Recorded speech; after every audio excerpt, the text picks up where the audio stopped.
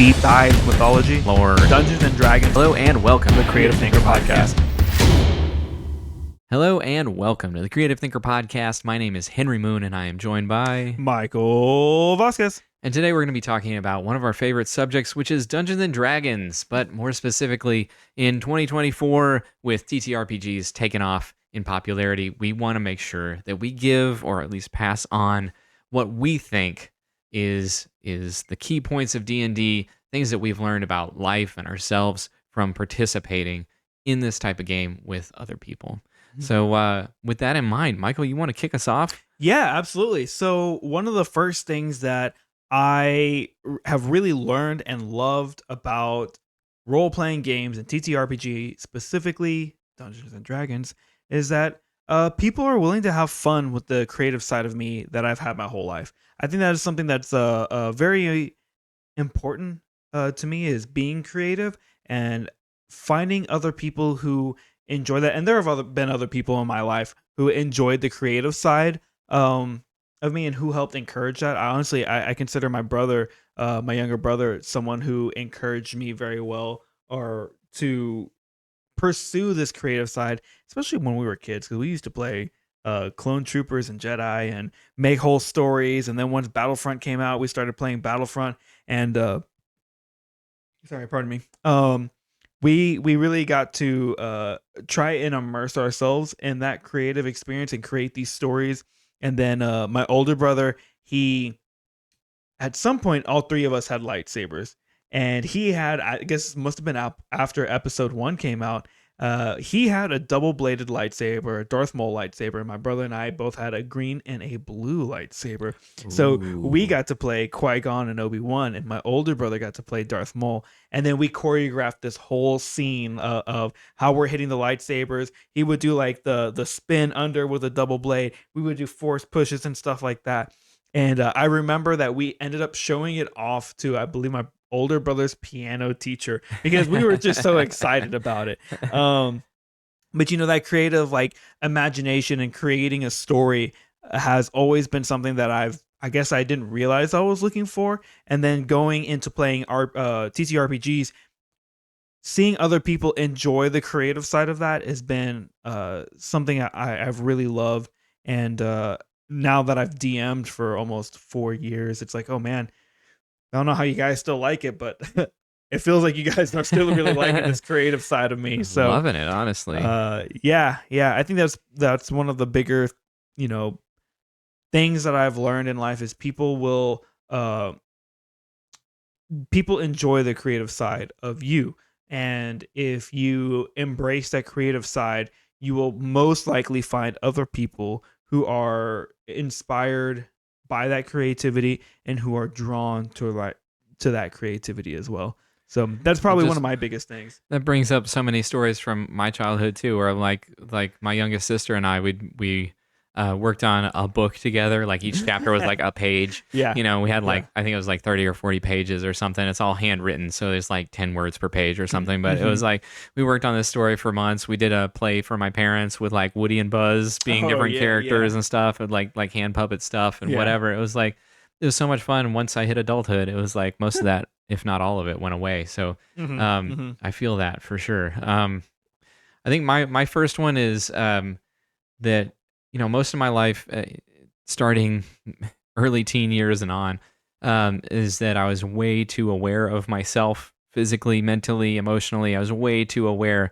And I was always worried that I was going to offend somebody or get somebody that was going to pick on me, like got bullied as a kid, whatever.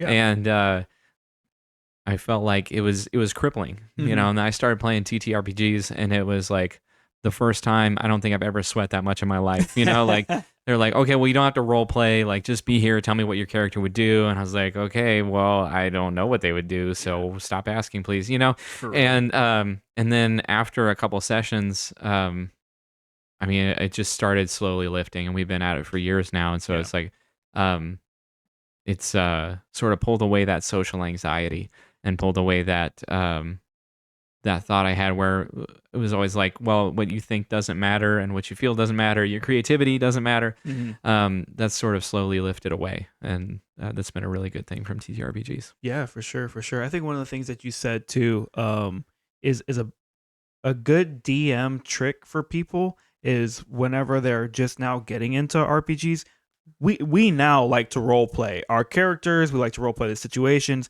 When we played the other day, I had to do a check in. I was like, all right, I just want to make sure because we're role playing some pretty intense stuff. The party we had some PvP happening, and I was like, everyone's good, right? Like I just want to do a check in, make sure like I know we're all role playing right here, but I want to make sure we're all good. And everyone was like, "Oh yeah, we're having fun. We're just role playing our characters." So like, okay, cool. I needed to do that check in as a DM to make sure everything was good before we go into like the more intense stuff because it's going to continue to get more intense. And they're like, "Yeah, it's just a game." It's like, okay, cool.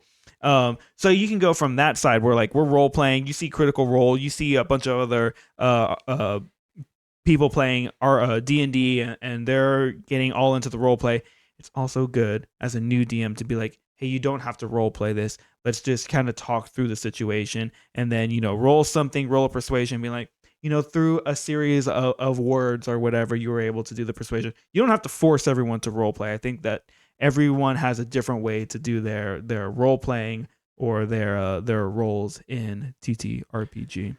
Yeah, I think freedom of expression is a big thing. So it's like if everybody is hating what's going on at the table, then it's probably time to adjust. Yeah. Like we've talked about before, we played a playthrough with a different DM that we hadn't played with before, and he was just very much like, if you don't do it exactly like the manual, then it doesn't work, and I'm gonna kill off your character. I mean, like, Yeah, and no, literally for said real, that, for real, and yeah. so it's like that is not fun for anyone, including him. Yeah. And so, you got to roll with what's in front of you. Take social cues and make it accessible for everybody, and encourage people. Like we talked about in that session 0 episode. It's like you want to build up the people around you. Yeah. So that's an important one. What about number 2 for you? Yeah. So I think the second lesson that I've learned from D&D is, man, do I have the ability to bullshit or improv Or improv, as it's sometimes known. Yeah. And my ability is quite high to improv situations. And honestly, the first couple months of being a DM was a little bit of D&D prep, and because we were playing every week. And I was working overnight 5 days a week and I was getting overtime. Man, I was improving a lot. A little bit of liquid courage, and here we go. Yeah. Oh my gosh. Yeah. Especially in those first couple sessions. Yeah. But again, it just goes back to that, I'm glad you guys enjoyed it and everyone was partaking of the liquid courage. And, we had a really good time with it. But I think it definitely pushes your ability to think on your feet a little bit more. And I know that's one of the things that Grace likes, is being able to have to think quick, especially in combat. And as a DM, it's just helped me kind of find different situations and how to improv the things that you as players throw at me and have to make the story make sense. And so I've got all these things going on in the back of my head. And then whenever it comes time to, you're like, well, I'm going to go as everyone's asleep and it's my turn for watch. I'm going to go and leave. It's like, okay, well, here we go. Now I wasn't planned or prepped for that, but let's go ahead and do it, And so it's really helped my ability to improv and do different voices, different characters, different names. And it definitely highlights the fact that sometimes NPCs or voices or whatever that you do randomly might be the player's favorite thing. So don't shy away from being improving or not having everything fully prepped. Yeah, I think it's something that I learned playing was that my brain reacts faster than my rational mind can. And so it's like, if I can release some of those like barriers that I have, it's like, it actually goes pretty well. Yeah. Especially, when DMing, it's like, it can go really well if you're just sort of free flowing with it and present. That's a really good one. Mm-hmm. And your number 2? Consistency. Having a weekly game for years is so difficult for so many reasons. Yes. And oh my gosh. it's a really big life skill to have, to be able to stay consistent. And And like especially with our D&D group, I don't know if it's typical of all D&D groups, but it's like we would bring food, we would bring Yeah. some sort of gift or like some sort of thing that would add to the campaign, or it's like if there's going to be a moment we can take this out and it'll be more exciting, we would do that, and still do. And so Mm-hmm. it's like prepping for our D&D group took just as much care and effort as the actual D&D group. So it was like even when things are busy, we had to make time Yeah. for preparation, and we had to make time to get our characters right, make sure we had our dice and all the stuff that comes along with it. Yeah. But it's a rehearsal. That practice of being consistent is a huge life skill, and the grind that consistency is. But because it's a game that we were playing together, it's like that grind came with such a reward and such a so many wonderful memories that it was like this was entirely worthwhile. And Mm-hmm. because it was consistent, that's why we have 7 things a piece to say this is how it changed our lives, because Yeah. we put so much time and effort into it. Well, yeah, I was even thinking like the consistency that we put into the games that we played led us to podcasting, because you were able to. I mean, you started the podcast on your own, and for what was it, almost a year or more that you did so the I did podcast on your own. 3 years on my own. Okay, yeah, And then, but it was inconsistent. It was like I did 20 a year, Mhm. something like that, and the timing was like all over the place. yeah, yeah, It wasn't like it was every 2 weeks like it should be. It was like I'm gonna do 5 this week, 5 in 2 months. Yeah. It was like that. I did 3 years like that. And being able to consistently play, though, you were able to see and kind of start picking my brain on stuff, and you're like, hey, do you want to do this? It led to a couple different interviews that I did when you were running it on your own, and now it brings it here today, because the consistency that we played then almost every week, if not every other week, was awesome, right? For 2 years, I felt like we almost played every other week, if not more. And again, we used to play 8 to 12-hour sessions, and sometimes those felt short. Yeah, they did. Whereas It's like, we now, have to go home. Fuck. yeah, now it's like, man, it's not as consistent, but we're still trying to make it priority whenever days off happen. But my schedule is just a pain. I think both of Dude, our same, schedules yeah. are pretty rough, and that's usually what is the death of a lot of tables is the inconsistent schedule. And that obviously is what I have right now, but we're still making it work, and we're trying to make it work with between podcasting and running D&D, that consistency, like we are still going to play, and that thought of like we're going to make it happen is still a very nice life skill of I'm still going to make this happen no matter what it is. Like we're still going to make the podcast happen. Yeah, we were on a hiatus in the end of 2023 and beginning of 2024, but now we're back, baby. We're back. And it gives you something to look forward to too. Like that's Yeah. what people who go to the gym all the time talk about, is like, yeah, they had a Yeah. bad day, but I'm still looking forward to the gym. Or like Yeah. once I finish the warm up, even though I didn't want to go work out, I feel great because Yeah. I'm there and this is where I feel comfortable. Something about the consistency gives you that homey feeling being wherever you are. And that's like, once it ends, it's like I'm sad it's over, but it also gives me something to look forward to next week or the week after. So that's a really great thing. All right. What's number 3 for you? Number 3, my original number 3 was people be drawn to the things that you like if you have enough passion involved into it. I think that kind of is still in my number 1.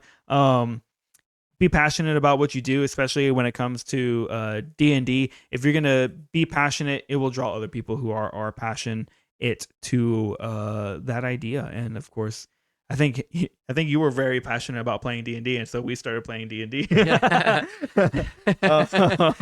I think I brought up the idea to you, and you said you were thinking about DMing. Yeah. And then I was like, oh, if he's thinking about it, like I was trying to find anybody who knew how to play the game because I didn't know enough about it to run it on my own. So I was like talking to your wife about it, and I was like, well, because she worked with my wife at the time, and I was like, so are we doing this or not? And she was like, yeah, we're doing it. And then like years later, I found out that you had no idea we were doing it at that time. Oh no, yeah, I had no idea. I thought I had like a couple weeks to like prep something. And you're like, hey, so I'm on the way. I was like, what? I mean, there was more communication than that, but it felt like, to me in the moment, I was like, I literally just ran my own first D&D session with Molly the day before, and here I am running another session now with 2 people. Prime time. Oh my gosh! And then And a week later. yeah, and then it was like within the next couple days, I was running it for all 3 of us, and I was like, "What is that happening?" So much pressure. Yeah, I forgot that it just happened. Boom, boom, boom. So, yeah, shoot. At that time, I was also starting to run both games between Molly by herself and then all 3 of us together at the same time. But that's like, okay, I mean, you're saying I had the passion to want to play.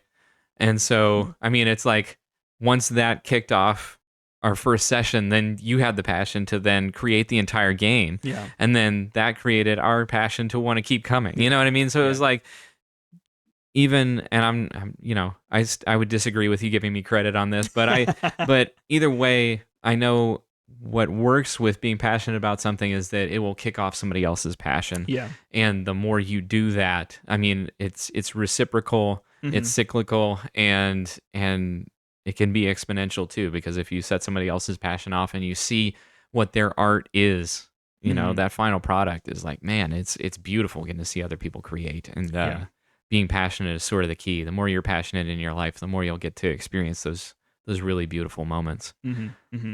Yeah.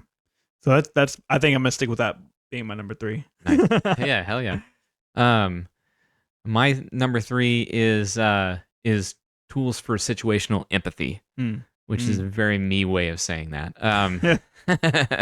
So, when you play through a TTRPG, you're running into NPCs. You have other player characters. You have the DM, and all of these people have, you know, they talk about it in psychology books as frames of reference, where it's like you have your frame of reference that is you, the person, like me, Henry, sitting at a table.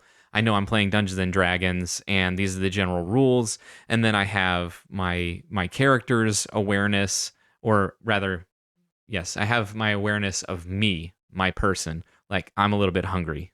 So let's say that's the zoomed out one. Then I have my awareness of the table, which would be frame number 2, and the fact that we're playing a TTRPG. And then frame number 3 is my character and what they're going through. So I have these 3 frames of reference for just me. And then there's 3 other people that I'm playing with. So each person has their own 3 frames of reference. Yeah. And we're interacting in and out of those frames of reference constantly because we're metagaming, we're talking about dinner, and we're talking about what's actually in the game and role playing and stuff. And so that's allowed me like so many different experiences of other people and social situations that I've been able to see be resolved successfully. And like, I was homeschooled, so I didn't get a lot of those when I was younger. So it was really cool and enriching to see. And like, you know, a lot of people I talk to about Dungeons and Dragons refer to that and say like, they're just, this has taught them that other people aren't bad. Which, being around school age kids for my work, it's like, I totally get, and being bullied as a kid too, but it's like, I totally get why people look at other people and go, wow, other people are bad. I want to stay in my house. I don't want to go out. I don't want to talk to anybody. But tabletop role playing has taught me that for most of humanity, you have way more in common with them than otherwise. So that's been a really cool thing for me playing Dungeons and Dragons specifically. Yeah, it's been interesting to, you know, as you talk about like those zones of reference and stuff, how as a DM you have to kind of manage all those different zones of reference as like, okay, don't take things personally because, you know, it looks like he might be hungry. It looks like, you know, they're had a long day and they're sore or whatever. Like Henry's ADHD and he's walking around. That doesn't mean he doesn't enjoy the game. Yeah, exactly. Henry's being really quiet in the session right after I asked if everyone's okay, but he's just still really nervous that everyone's not okay. What was going on in my mind right then was, how is my character going to play the next moment? So it's like, there were a lot of things that I needed to do, and most of them required I have maybe 1 or 2 sentences and I have to deliver them well.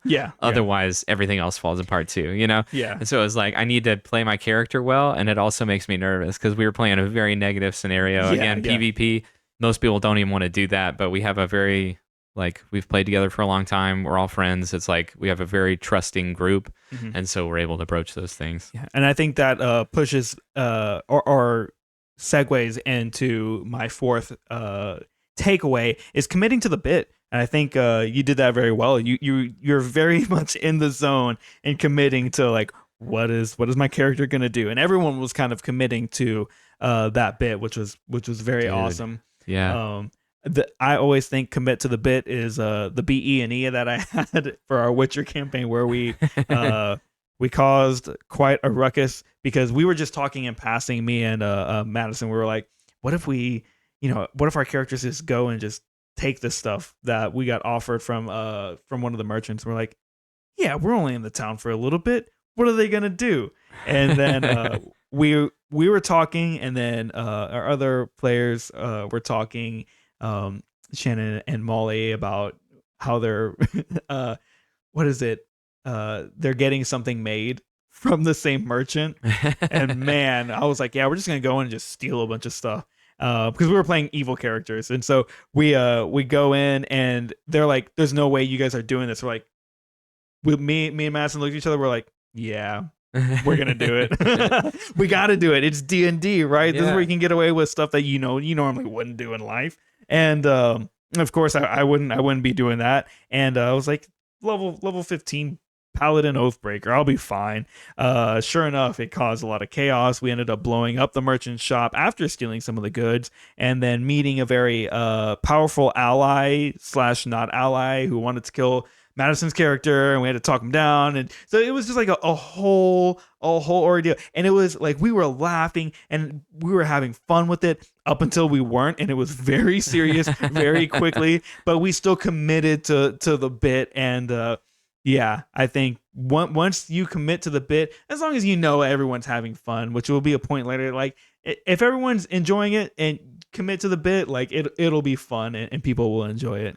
Yeah, and very least it's going to be memorable. Exactly. Yeah, I was about to say, at least you'll have something memorable, because that BE&E, I think, will be memorable forever for me. And that empathy you're going to gain from being in a situation where everything goes really negatively for you is Yeah. actually a really good thing too. Yeah, absolutely. We don't train those things. Like we don't play as much as adults as we did when we were kids. Yeah. And so many studies show that we learn just as much from playing as adults as we do as kids. Oh yeah, absolutely. So yeah, for sure. The more difficult is almost the more worthwhile, I think. What is your fourth takeaway? How to share. Ooh. I come from a big family, and so sharing was always dibs, right? Yeah. Dibs on this chair, dibs on my amount of food. Like I could leave my food and I come back to it and it's all gone. Like if you got a snack out of the fridge, it's just you're never gonna see it again. You cannot part with it. You have to hold it. Yep. And learning to share your outcomes and your desires. Like we were talking about that, how like our D&D party is sort of had up until this point their own goals, and they've been at odds with each other, thus all the conflict the last time we played. And so like actually sharing, I said and so, but it doesn't make any sense here. Actually sharing your point of view and your goals with somebody else is more advanced than pursuing your own, Yeah. and being able to convince people to your character's goal rather than their character's goal, or like convincing everybody to share one, is a really great life skill. And also just not hoarding things, because it is as good, if not better, to give than it is to receive, right? Yeah. So learning to do that and seeing that it was okay. There's a lot of reasons that came about in my life, but D&D was definitely one of them. I think that's a very important thing that I've learned as a DM, as well as how to share y'all's goals to the table and share the story that we want to tell, and make it like a collaboration, so that at least, like, of course, as a DM, you're trying to set the story up and set things up for new and creative things to happen, and different challenges. But also at the end of the day, if you're not having fun with, then what's the point if I'm not if we're not sharing the fun? What's the point of us playing? But yeah, how to share, like you said, food, game time, and everything. How to manage people's time Yeah. is really a good takeaway as well. And that was like, I mean, the DM screen and like getting back into drawing Yeah. and all that stuff. It was like a renewal of my artistic side. My creativity Yeah. was playing the game, because it was like I was seeing yours every week, and I was Hmm. like, you're putting so much effort and time into this. Like, how do I pay that back? And Hmm. so I was like, okay, well, I'll try to make something. Yeah. And yeah, so it's cool. Yeah. Thanks Absolutely. for that. Super fun. Yeah. What's your number 5? People playing D&D want to have fun playing make believe. No matter how long it is for, and when they open up, accept them for what they want to play, because at the end of the day, if you're having fun, then they will have that avenue for people to have fun too. So I think this is more as a DM tip. um you know Try and find what is fun for your party, right? I think we use the example of when we did the other RPG, TTRPG, where you were told, if you don't follow these guidelines, then you're gonna die. Well, that's just not how we play. Like, the four of us don't play like that. We joke around, we have fun, and this is our time to crack jokes. And also, we know that there are stakes. We also enjoy the combat element of D&D specifically. We enjoy working together as a team, and we also enjoy, for lack of a better term, fucking around as a team. We like to mess around. We like to find out, and we enjoy those consequences, and we know how to roll with the punches. And I think that is something that, as a DM, if you minimize someone's fun for the sake of the game and to get through the session, like, it's not as you're not going to have as much fun. And the whole point that we're here together is to have fun with our make believe and make these fun collaborative stories in a way that you can't do. We had a whole episode where we just ragged on. Oh, sorry, I thought something was On fine. Halo? Yeah, where we just ragged on Halo. And why? Because we felt like the storytelling wasn't right there. We felt like the writing wasn't there. But we get to do this for our story. We get to make our story so much better and so much more fun and make more sense to us as characters. And so, if as a DM you're minimizing that. And something I should have mentioned in that show was that I enjoyed watching the Halo show, Yeah, yeah. but I didn't enjoy it as a Halo show. I enjoyed it as a TV show. Yeah, I think that was one of the differences that we talked about. Is I just couldn't get past it to enjoy it as a show. I really have a hard time with it because I know the lore of all the things and all the people that are there. I'm like, they shouldn't know each other. This shouldn't be happening. Like, Soren, right? That was his name. oh my gosh, we're not even gonna talk about. Well, okay, so this isn't even a Halo episode. Go for it. Go for it. Halsey and Keys, daughter Keys. Daughter Keys never knows that Halsey's her mother. Right? And so for them to just outright say it, I'm like, whoa, that is a huge spoiler. Huge spoiler. That was supposed to be like a big no-no. And anyways, if you're gonna reimagine a world, reimagine it better. Yeah, exactly. But anyways, back to my point. Especially when people start opening up and having fun, don't minimize that, because they are taking a chance to open up and taking a chance creatively to be vulnerable, and accepting someone for being vulnerable and accepting someone for being willing to play in your make believe is something that a lot of people don't do. And it is a very scary feeling. And if you hurt that trust that someone is given by opening up in that position, they might be changed forever negatively and will have a very hard time opening up again. And so treat that very, very specially and very carefully, because I don't take for granted the amount of issues that we've talked about in our games, and I don't take for granted the fact that we all have opened up in different ways and have, our characters are also ourselves, and we put everything out there. So I think that is, especially with new players, definitely leave that open to wherever they start having fun. Like, hey, move to that. Like, make them feel a part of the family, because we all, most of the people that are listening here, love playing D&D or love TTRPGs or love creativity, but we need to embrace and accept people even if their fun is a little bit different, you know, find a space for them.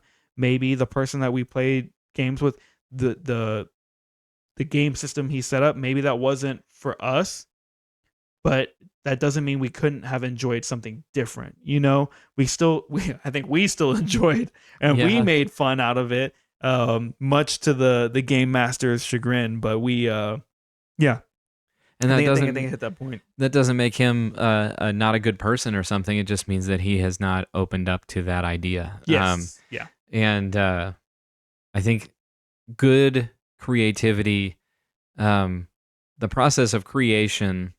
I keep thinking of like rock sculptures, right? Um, the process of creation is removing unnecessary things, but it's not destruction. ooh, And it's yeah, sort of the same with your players or people in your life. Is like when things are growing together, there is a natural pruning that occurs, hmm but it's not a destruction. You know, like if you had a garden, you're taking out the weeds, but you're not destroying the plant, or you're getting rid of the dead leaves or whatever. Point made. yeah. Point That's made. that's good. That's good. I like that. So that's a really good.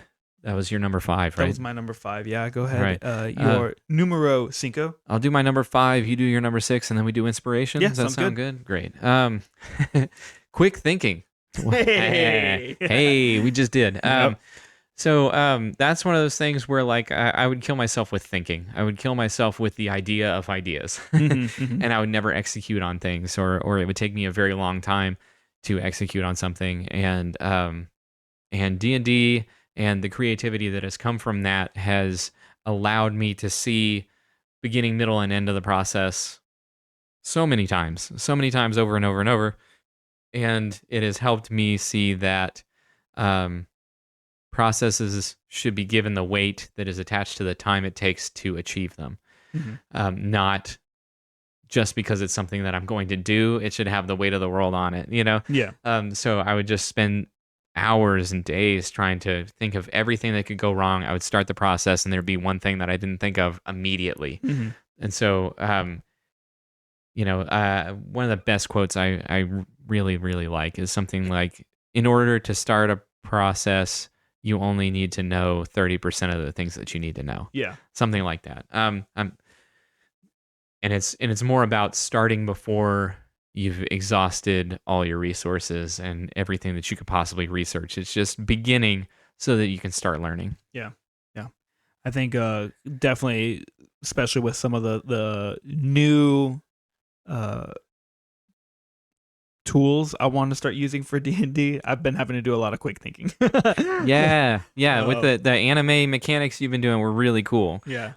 Finally seeing them, like the first session, I didn't really use them how they were intended to be Yeah. used. Yeah. They benefited me still, Yep. great, but seeing them the way that they're more intended to be used is really cool. And it's Yeah. like the first thing I thought, I was like, this is anime. This is so cool. Yeah, yeah, and that's totally the vibe. Because I think when I went out to create this session, I wanted you guys to feel like superheroes, and now that we got into this level, it's like, oh, now we can add like anime superhero mechanics into it, you know, giving some life force. And so I think that was, especially when there's questions on like, hey, so how do I do this? I'm like, these are my rules and I created them, so I got to think quick on, okay, is that a yes or a no? It's like, well, let's think about this. Let's talk it through real quick. Okay, yeah.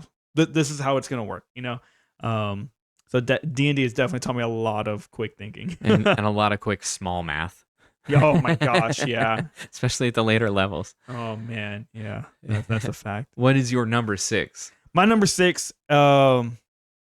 was people will tend to role play the stuff that's going on in their lives without the DM trying to push any narrative. And this is where it goes back to accepting where people are going to be taking role play. And whenever people start role playing, especially new people or people who have been struggling with role play, as a DM, I just let the role play happen and encourage it, right? And as a fellow player, someone who's a player there who hasn't been role playing, encourage them to role play however you need to encourage it. Because sometimes people just find the things that is going on in their lives that they want to role play, and as a DM, you didn't realize it, and you're like, oh snap. Weeks later, you find out this was a very important thing that's going on in your players' lives, and you're like, I had no idea that this was something going on, or was not a hot button issue, but an issue that is they wanted to role play through, and really needed to, for I guess therapeutic reasons. Yeah. One And of the funnier, I guess, I mean, and cathartic uh, memories I have is I had just gotten back from my grandmother's funeral, and that it just so happened that where we were narratively um, was a funeral for one of my character's friends, I believe, and I was like a big part of the ritual. And it's like I had already agreed to that before I found out that she had passed away, and before I gone through the funeral. And it's like the day after I got back, it was like, oh yeah, I'm jumping in. Where are we? Oh, but it was super cathartic to go through, and it was actually like, I mean, just sort of a beautiful moment that I got to,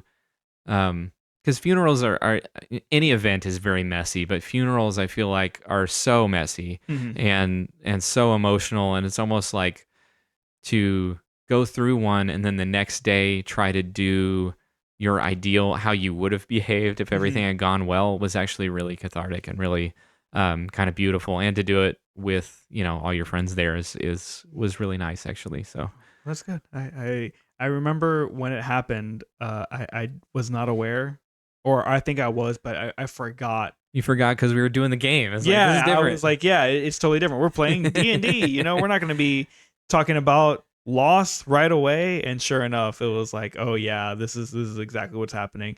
And of course, after a little bit of liquid encouragement, this things happened, and this is how the story went. But um, sometimes being oblivious to other people when you're prepping for the session, it's like, oh, okay, this will help. And I think it's also good to also, as a player, to let your DM know what's not okay to role player, and to be like, hey, not right now, not today. This isn't. I can't do it. Like, I know I think we've only had one time where it's like, I know we scheduled to play, but man, I am just not feeling it. It happens. We have very different schedules, and things happen, but um, sometimes you just can't put the effort or energy required into trying to do the role play. So Yeah, yeah, that's so a good one. that's my number six, is people will role play the stuff that's going on in their lives, whether or not it's an issue, because sometimes, man, DMs just know what's going on, and I've heard that through some of the things going on in Critical Role at different times, where like, oh yeah, I got pressed on this issue, and it's really a hot button issue in my personal life that's going on right now, and I was like, well, it happens. Yeah. That's the great thing about storytelling, and um, collaborative storytelling in the way that D&D is because it feels more real, because you have real people going through real life, role playing these characters, trying to make them as real as you can. Yeah. It's a beautiful thing. It sure It's a is. beautiful thing and a shared experience. Mm-hmm. It feels weird to transition from that because that's such a beautiful idea into inspiration, but let's do it anyway. Heck yes. I'm going to kick it right back to you, Michael. Okay. Yeah, that sounds good. What's inspiring you this week, sir? So I am going through, shocker, a rewatch of Attack on Titan, because It's this year's Aragon. well, to be fair, I think we're gonna be at the end of it. All right, we're gonna be at the end of it. I'm gonna have to find another anime, which I've been suggested quite a few. But I am finishing my rewatch of Attack on Titan, because I think recently I said I've been listening to the Grizzly Project and listening to their Attack on Titan stuff, and I was like, you know what? Let's just go through it. I believe, yeah, I started it when my wife was out of town, and on my days off, I would just come home. I would let the dogs out, feed them, play with them for a little bit, and then I was just exhausted. So then I would lay on the couch and I would watch Attack on Titan. And since then, I've been slowly going through it, trying to listening to the dub. Yeah, listening to the dub, because I've listened through the sub a couple of times, and I just wanted to watch it again now that the final season and final episode has come out, and just seeing all the parallels. And one of the things that we talked about was a character who's seeing and feeling everything going on, and just like looking at the struggle and seeing like when the animators animated them going through everything all at once. And you can see there is a clear shift in the person's face when that happens. And it was very interesting to watch and see the foreshadowing and to see um, different ways that they built characters and how that story wasn't afraid to kill off a lot of main characters, even into the final season, where some people went through 4 seasons of Attack on Titan and still died at the very end or close to the end or in the last season. You're like, man, these are fan favorite characters, and they ended up getting, getting killed. And then you're like, dang, how do you move on? And then those characters betray those emotions, and you're like, oh my gosh, it gets really deep. I that's part of the reason why I liked that show so much, is because it really does show human emotions through it, and it shows that there's this big conflict, and it doesn't necessarily end on a super happy ending. And I think that is sometimes the reality of life, is that uh, sometimes things just stop, and there is no happy ending to uh, certain issues, and that is just the way life is sometimes, and you have to accept it and move on, which is a very tough thing to do. And it's a very tough thing in life to just be like, okay, that happened, regardless, good, bad, or neutral. This is how I am going to move on with my life, because life and time does not stop for you no matter what's happening. So anyways, all that to say, um, Attack on Titan, it's been fun. It's been inspiring. Yeah, it has been. I can hear it. I saw a meme of someone. It was like someone watching Attack on Titan the first time, like, "Hey," finishing Attack on Titan, being like, "Ooh." Someone recommending Attack on Titan, being like, "Hey," because it's just that good. To me, it's just that good. So it's been awesome. inspiring me just to continue the creative process. And again, I think in the Grizzly project, I listening to that and watching it again, I try to use some Titan elements when I was running some of the giants in our game. Have you watched Breaking Bad yet? I've seen part of the first episode years ago. Dude, okay. It's the same thing. That show is so depressing, but it is so good. Yeah, that's what I heard. So that's I'll add it to my list Anyway. of things to watch. yeah, there you go. That's a kind way to say no. I think I just gotta get. I'm gonna make 2025 Breaking Bad year. Yeah, right. There's so even Attack on Titan for me was one of those. It's like I gotta get through like a couple episodes to like really get into it, and I think Breaking Bad is that way for me. Like I've started it twice, and I just can't get past the first episode. So maybe once I get past it. I'd say the first episode is bad because it's doing a lot of things to be an appropriate pilot, right? Oh, okay. It's doing all the things it's supposed to do, which means it's doing none of the things that we enjoy, right? Gotcha. Yeah. It's too rigid to be good, I think, is how I feel about that episode. But Gotcha. So that's been my inspiration. What's inspiring you? see if I can live up to that.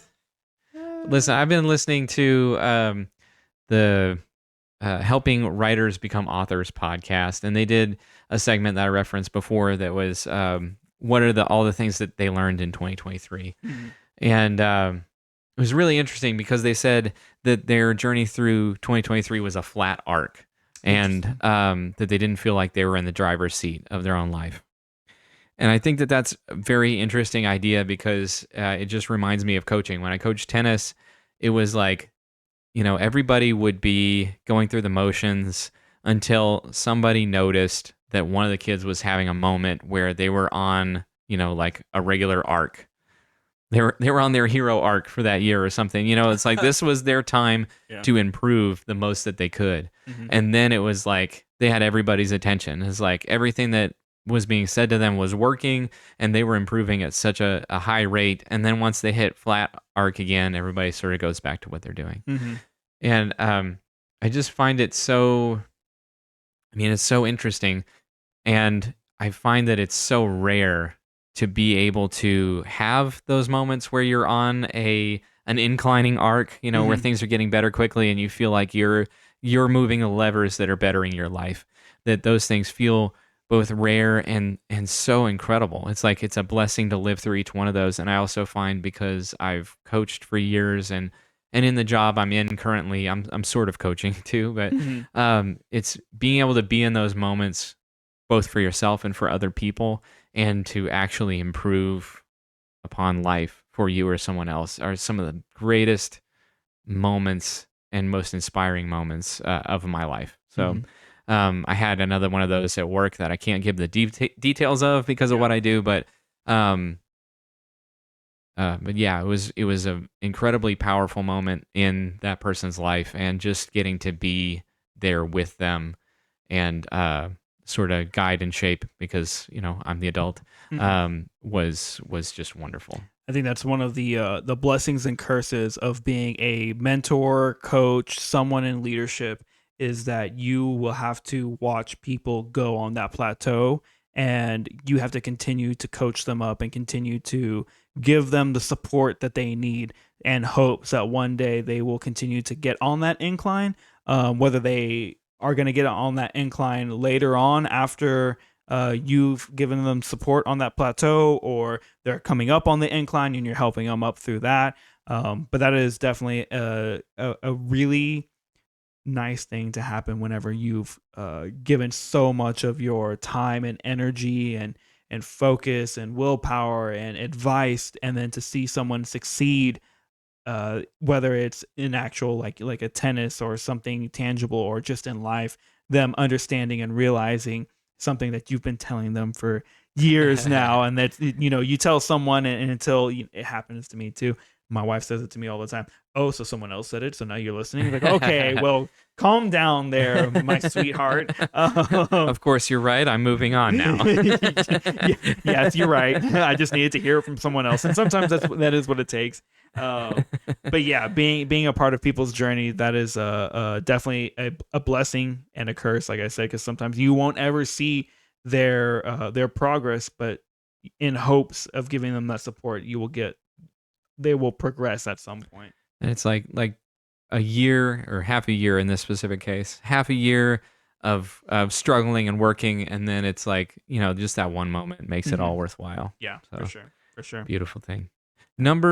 Where are we? Number 6 for me, I Numero six for believe. you. Hey, why don't we do number 7 for you? Because I think you have 8, right?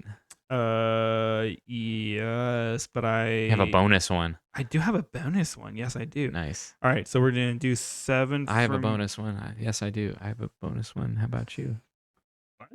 Okay, yeah. I don't know where that came from. That just came out of my mind. That's somewhere. Quick thinking. Yeah. All right, It slowed so down as I went, but yes. numero 7. Okay, yeah. So honestly, we talked about this a little bit earlier today. How I have learned how to organize my note taking a little bit Oh my better. gosh, it is amazing. We were Um, just talking about, okay, so we've talked about Patreon a little bit, and taking in ideas, and we're still taking in submissions to hopefully. I want to get that out sometime before May. I'm not trying to be too aggressive with the timeline because I want to make sure we get it right before it launches. Um, but anyway, we're talking about putting show notes on the mhm. Patreon, make it available to you before the episode comes out. When I tell you that this man has amazing notes, just believe me. I don't know. Uh, if there's points, bullet points, everything. There's Excel spreadsheets. Yeah. There's this name has these attributes, and it's like everything is laid out so perfectly that I can look at it and find anything I need. And I am not used to how he files things, Yeah. Whereas if he opened a document that I did, it's like, here is 8 paragraphs. Find that one piece of information. I dare you, right? So And it's we've done that before on the yes, we have done that before on air. Yeah, yeah. I was like, I have no idea where you're Yeah. at. But it's a work of art how you do notes. I don't even I'm trying to learn Mhm. because I'm obviously very far down the other side of the spectrum.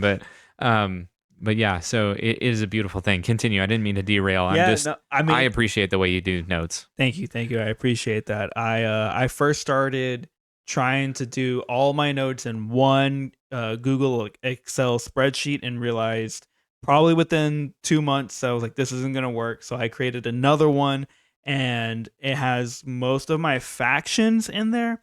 Um, and then I started creating Word like I had to toy around with it probably for 2 years to finally find the right system. And I still partially use the old system that I had, and then I have started creating a new system that is a little bit more streamlined per mini arc. So now I have like a Google Words document that has my headings and stuff for the current arc that we're in, our current situation that we're in. And I have like a previously notes on the bottom, so I have all the notes that necessarily didn't necessarily get addressed last time, but will still be pertinent to this session. And then I'll have each person's kind of goals and things for the session, and I have it all in my Google Docs now. And so that plus how like I've started doing my podcast notes has been a little bit more clean. I just want to try and be more clean and more concise with these things. I showed you my dragon deities uh Word or Excel Yeah. spreadsheet, and then like I said, my faction spreadsheet we've looked at a couple times. So that is It's something that I really tried to get better at. And then in turn, in my personal life, I've been trying to get better at making like my chore list and my to-do list a little bit more nice and neat, although that is more handwritten, because if I was able to do all of my notes handwritten, I would prefer to do that, but I can't read all my notes handwritten, so I need to type them out. you can't index them very quickly. Like if you have it on the computer, you can word search, you can whatever, but And I it sounds lame, but like recently I learned how to link like my other Google documents to the Google document, so I can press a button on the Google Doc, like my current notes section, and I can link it to some of the Excel spreadsheets that I've had. So it'll you make can it, do that? yeah, you can do that. I've done it in this document and our podcast notes for Oh this my gosh. this series. So I haven't even noticed that. yeah, and it's so nice once you're able to figure that out. Like Google, the reason I like to use Google Docs is because it has streamlined the process for me. So um, everyone finds something different. I think for a long time, I know I want to say Evan used like the Windows thing, the what was on the Windows tablet? I can't remember what it was. Evernote, something like that. Maybe that was it. He used that for a while because he could put his music and stuff in there. But then I think something crashed, and so he shifted his notes over to something else. And I think Molly was trying to do her notes on Google Docs as well. So I mean, people are different. I don't have Microsoft Word or Microsoft Office on my stuff. So that's why I use Google, so then I can go and literally be anywhere and use my Google Docs and have access to that and be here podcasting with the same notes that I was working on earlier today at my house. So For real, that's great. That is yeah. really good. But yeah, so I think that's been one of the bigger lessons for me as far as like personal lessons. The rest of them are very good, like social lessons that I've got takeaways from. I guess they're all good personal ones, but that's probably been one of my favorite because I have this stuff organized now. It's really nice. It's almost like mind mapping or something. Like it's just clean. Mm-hmm. Just clean. Show off. Hee hee. This is my number 6 is sort of a repeat of one of your earlier ones, which is that people will encourage what they know matters to you if you give it a voice. And so, if you don't tell people what you like in life, what you enjoy, what you find interesting, you remove any chance for them to connect with you. Yeah. On that level, at least, like if you only talk to other people about the weather, what are they going to talk to you about? They're going to talk to you about the weather. And if that's the most boring thing in your life that you just think is relatable, then that's the only conversation you're going to have. You know what I really miss? I don't know if you ever did What? this, but like as a middle schooler, they would send out like emails, like you and your friends would send out emails, and it's like a whole list of things that's like, what's your favorite this? What's your favorite that? What's the fun chain job? letters? Yeah. Those You miss those? Yeah, man. Yeah, because okay, so think about this. You work with people and sometimes you have no idea like how many siblings they have, right? You work with the same I've worked with the same people for 3-4 years. I don't know their last name. Like I don't, because we have a name tag that just has our first name on it. And so I'm sure a lot of people don't know my last name. I'm sure a lot of people don't know I have 3 siblings and a lot of things about me in life. And I think that is something that social media has helped and hurt is, oh, here's my life, but also, there are not a lot of interests. These are just photos I've taken or any videos I've taken of things that I like, but I haven't really expressed myself, you haven't actually gotten to know me, and we can't even find common interest because we keep so many things secluded to ourselves. And yeah. So, anyways, it's a great thing that D&D has opened up, because then in turn with D&D, we were able, or at least you and Molly were able to bond over the music and have created the Molly Moon Band. And I enjoy being a part of the creation process. And that wouldn't have happened unless we were able to enjoy the breaks and stuff that we had and talk about our likes and dislikes, and even the podcasting, literature, Aragon. A lot of these things came to fruition because we gave time and space through D&D and outside of D&D, but that D&D is what brought us here. And I miss that with the people around me outside of just our group, because we are social creatures. We talked about it in a previous episode. Humans are social creatures, and I think that is something that's missing, is what is different, unique. What are your likes, interests? That's why I try to, in certain friend groups, be like, question of the day, what's something, like, and I'll just ask a random question. I think Zanga was the pinnacle of social media. Zanga? Yeah, it's like a blog post, I guess, or whatever. Oh. It's just a blog. It was like the first hype thing before MySpace. It was like everybody was doing it. At least all the homeschoolers were. Anyway, it was just like a blog post site, but I remember getting to where there were quizzes of like 300 questions that people would post, or it's like their daily journal and stuff. And it was just like, this is what they're thinking about today, and it was like because it's written, it's so much more intimate, where it's like you reading somebody who is well written, it's genuinely, you get to be inside their mind for a little while because they think differently than you. I mean, just reading anything, well written or not, you can get inside someone's mind. Yeah. That's a shit show, buddy. You're like, man, what a rat's nest in your mind. Yeah, so rook. What was the word? Rook roast? Rookies. Whatever. The rookeries. The rookeries. Yeah, what a rookery. Let's bring that word back. Hashtag rookeries. Yeah. Yeah, I think it's great to see how other people think. Yeah, it is. And how we can connect over that. How do you move on from that? Okay. I think both of ours are the same last one. So maybe get out of here. I'll read mine. We haven't read each other's lists. No. So we're just bouncing back and forth. We haven't organized them in any particular way, or at least I didn't. I would believe that you did, but I'm not gonna lie. Oh, so look behind the curtain, behind the scenes. What episode podcast is this for us? This is our 5th recording today. Yes. And so we did a lot of research on all the dragon topic, all the Halo topic and stuff. And I believe when we got to this topic, I was like, hey, this would be a fun one. And we wrote them out maybe 3 weeks ago. Uh-huh. And this is the last thing we got to. Yes. They are still the same from 3 weeks ago. Yeah.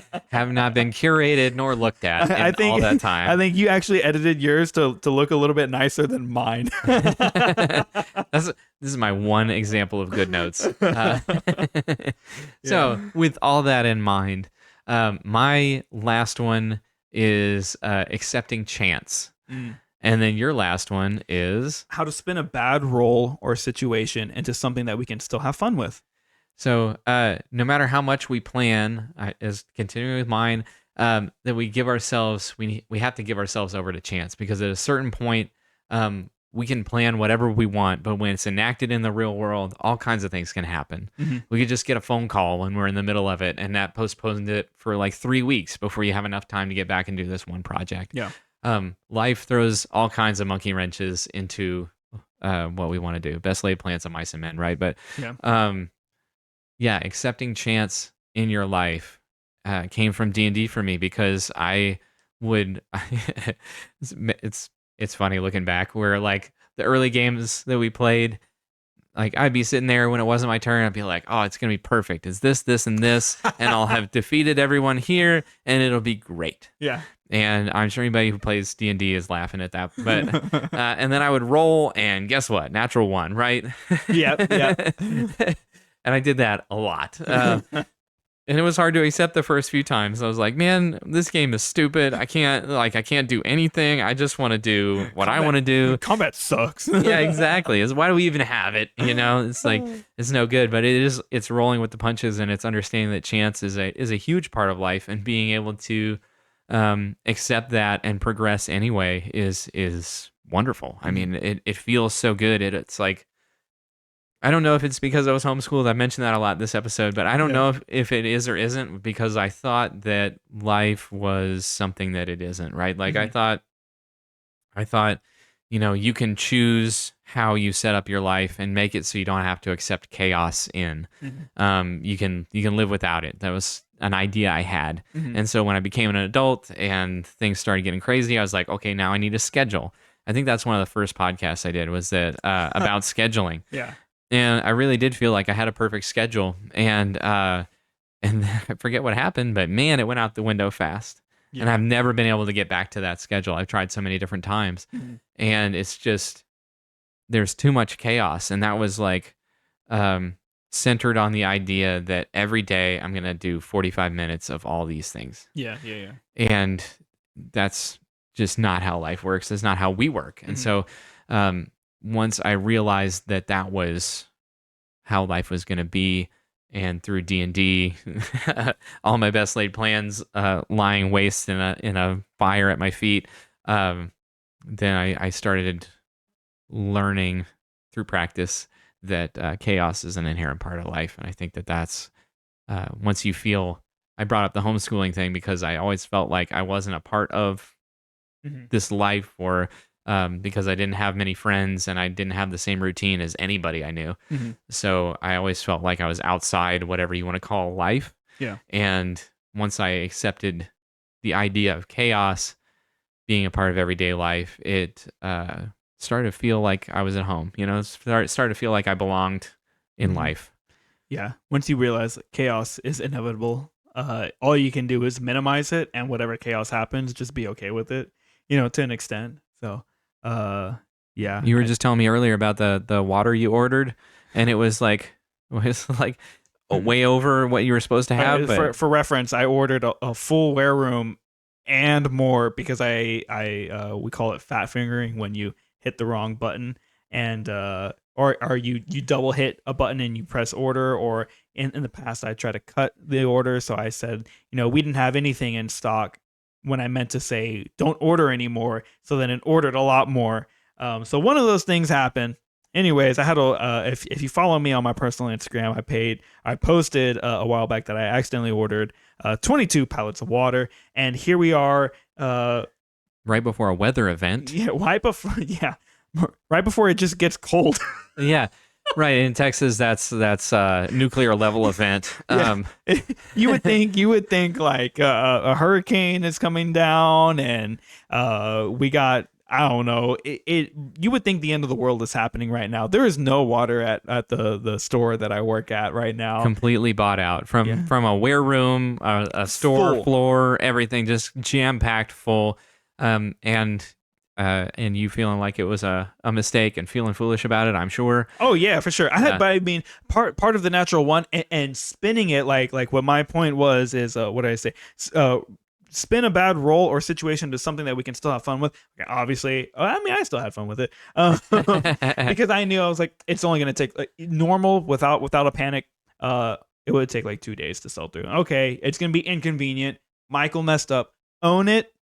And it's fine. And I think that's also a good life situation. Own your mistake, accept the responsibility and the consequences that are going to come with it. And most of the times, when you own a mistake, consequences aren't going to be as bad because you learn from your mistake. And so obviously, I went up and I was like, told my boss, hey, guess what? Oops, my bad. But here it is. And then later, right before I left on vacation, I was like, hey, do you want me to order water? And he was like, hell no. So that's on him now. Yeah, exactly. I would have made sure there was water here. That was your natural one, and that was his natural one. Yeah, right. But yeah, spin situations into something that you can still have fun or at least learn from. If I was thinking D&D, I hate the rule of a nat 1 is an auto. Well, I mean, in combat, it is an auto miss. But what I hate is seeing people go, oh, it's an auto miss, you lose your weapon, and it's an auto miss, it's a crit fail, and you hurt your character. Like, that's not fun, right? But Yeah. how can we as characters spin that into a fun way? Because at the table, everyone is a creative. And so I would ask, how does a natural one miss look to you? And I try and take ownership. Just like a natural 20, I'm usually like, oh, describe how you do this much damage on them, and they're looking really rough. And I like to tell people how the creature is looking, so then the description kind of matches the energy of what you want to do. Because you're like, I want to cut its arm off. It's like, well, it's got 200 hit points. Like, it's not, you're not doing that unless You're scratching it pretty hard. unless you're this guy here. Yeah. But I mean, if you say you crit, you do 60 points of damage or whatever, and it's like, ooh, it's a powerful. You're not gonna like hurt it or maim it, but like it was a strong hit. Go ahead and describe how that happens.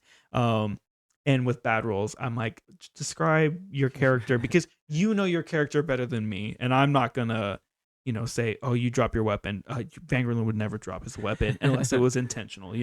So Like, I'm gonna battle roll, but I'm gonna land on my face, just flat Yeah. down. Like, I'm gonna totally botch that, but I'm gonna climb up and try to make it look good, but nobody buys it. You know what I mean? yeah, Like, exactly. that's a natural one that's gonna be like, okay, that's better than, yeah, you went to swing and you smacked yourself in the eye with your axe or Yeah. something. Oh, You know what I mean? God. Like, I hate stuff whenever I hear that. I hate it. And then also like nat ones on ability checks. So it's like, okay, what's something fun? What's something fun? Because I don't ever want to make people feel bad about their roles. And again, it translates over into life. Like, if someone messes up, don't pounce on them because they messed up. Like, how can you spin this into a good situation? And a lot of leadership, a lot of mentoring is being like, hey, yeah, that was a bad situation, but what can we learn from this? At Camp Gladiator, we had a term that we used called a 33. And if you're a newer trainer, we had to figure out 3 good things about your workout, and also 3 improvements for your workout that you led. And so I very much try to do that as well in life, is give people either a 33 or something like that, where we can give a pro and a con of what happened and how can we improve that situation so that hopefully it doesn't happen again. So yeah, that's one thing that I have learned over the course of the last couple of years, because sometimes I would take things personally when I messed up. But now, I mean, even today we were joking, and they're like, oh, because I had a beverage open, and they're like, oh, I drank it already. I was like, oh, okay. Like, no, I'm just playing. It's still in there. I was like, oh, okay. I'm like, but there's not much left. Oh, okay. Like, it doesn't matter. Like, it's all good at the end. Like, don't get frustrated about stuff, and learn how to make bad situations just normal situations, because everyone's going through bad situations. Bring some positivity into life instead of negativity. Yeah. Heck yeah. Creatives all across the globe. That brings us to the end of the episode. Thank you so much for joining us. We're really excited for our entire season, our entire lineup of episodes coming your way. It is the year of Halo, and we're going to have Halo throughout this entire year. We can't wait to bring you. Next is going to be all kinds of stuff. I mean, I would go down the list, but we have the entire year planned, so I'm just going to let it be a surprise. Yeah. Thank you so much for joining us. Take care. Bye-bye.